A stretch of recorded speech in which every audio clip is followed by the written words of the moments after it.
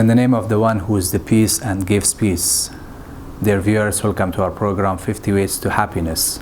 This is Ways 40. Lack of sleep leads to tiredness, stress, anxiety, and depression. It can be the other way around. Stress, worries, anxiety leads to sleep disorder.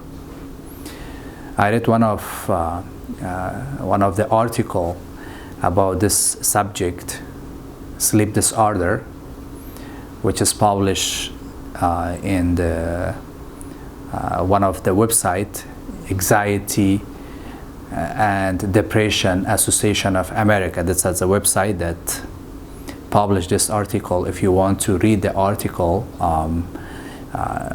get more details about this subject, you can visit that website and read the article yourself. But I'm going to quote some of the important points from that article. One of the points which is very shocking, that 40 million Americans suffer from chronic sleep disorder, and 20 million report sleep problem. They have problem, they cannot sleep. And this is a very shocking number. So many people are suffering from lack of sleep.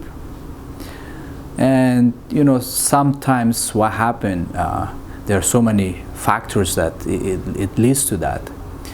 But the most important thing is that there is solution for this. If you're suffering from lack of sleep and you cannot sleep, don't be hopeless. There is solution.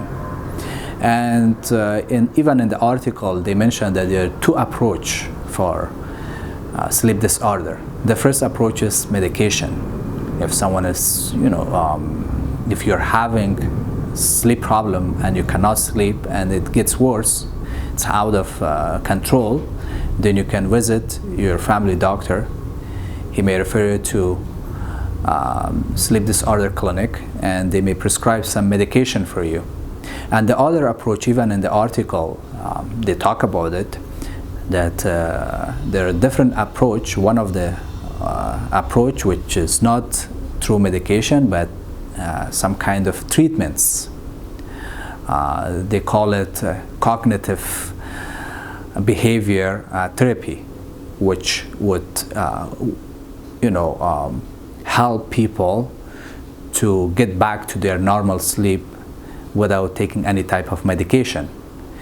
So in that, the second approach to sleep disorder, however, there are so many sleep disorder. They have different level of sleep disorder. But in that approach, the second approach, the cognitive behavior approach, they teach you how to think.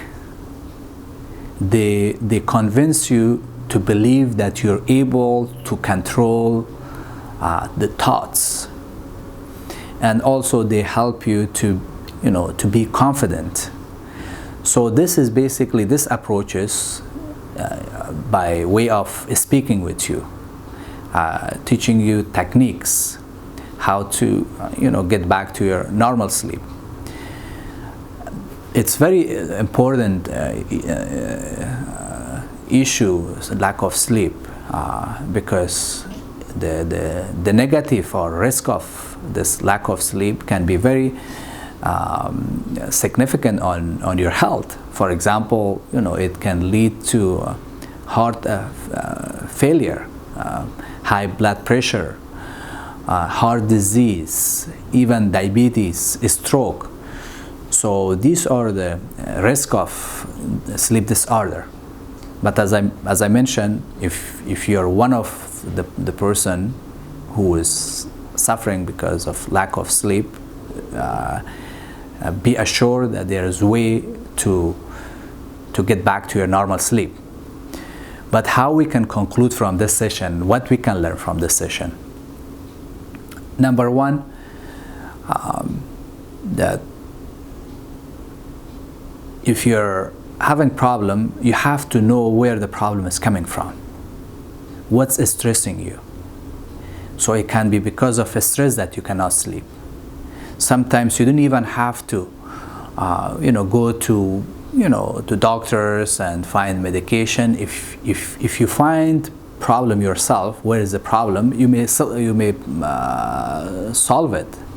For example, some people stay so late and watching TV, sitting in front of computer, putting the cell phone in their face while they're on their bed, and the light keep flashing on their eyes, and then they fall asleep around 3 o'clock, and then they have to get up to go to work or school. If that's your lifestyle, so you know why you can't sleep, because you're keeping yourself awake doing things that are not important. So, but from Islamic perspective, there are ways to get back to normal sleep. For example, when you go to your bed, the first thing you have to do, there are 3 chapters in the Quran, the last 3 chapters, recite those chapters and blow on your hands, and then touch all your body before you go to sleep. So this is a spiritual way to go to bed. Before you sleep, you do that, and it helps you. Number 2, there's a verse in the Quran, Ayatul Kursi. Look into that verse, recite that verse before you go to bed. And when you sleep on your right side. And also there's some supplication. There's so many supplication.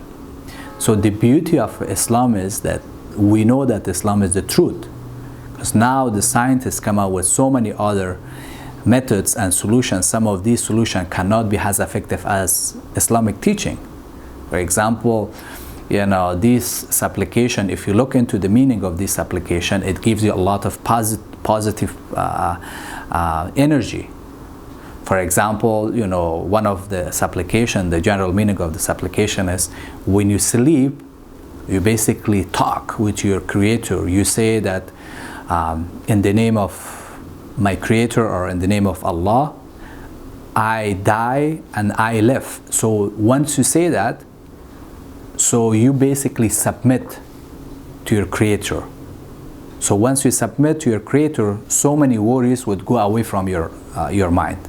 Because our mind is created such that if you see a computer, our mind, our brain is more complex and complicated than computers. So sometimes what happens, people, when they go to bed, instead of submitting to their Creator and believe that He's in charge and He's in control, so what they do, they start thinking. So once you start thinking, you see in computer there are folders and there are subfolders, hyperlinks. So once you click on one folder, another folder opens. Once you click on that, another folder opens. The same way, your memory, short-term memory, long-term memory, your brain is full of memories. So what happens if you open some of these incidents that you had in the past, it leads to another incident, it leads to another memory, it leads to another memory, then you cannot sleep. So you would be overwhelmed. So in order to do that, as I say, make sure you're gonna go to bed early and sleep on the right side. Submit yourself to your Creator. Say that He is in charge, and you say that you live for Him and you die for Him. So these kind of positive terms put you in a situation that you're going to be relaxed. You're not going to be worried about tomorrow, because you know that He's the one who is going to solve your problem in future. And also stop, thinking about past, or stop thinking about future. When you go to bed, tell your brain that this is time for sleep. This is not time for thinking. This is not time for making plan. It's a time for me to sleep. So train yourself to do that. If you do all these things and you cannot still sleep, as I mentioned earlier, you may talk with your family doctor who may prescribe some medication, or depending on your situation, on your the level of your stress or sleep disorder, he may refer you to some doctors or specialists who will look after you. So I hope you will find this reminder beneficial. If you do, please make sure you share this with your friends and followers. Thank you so much.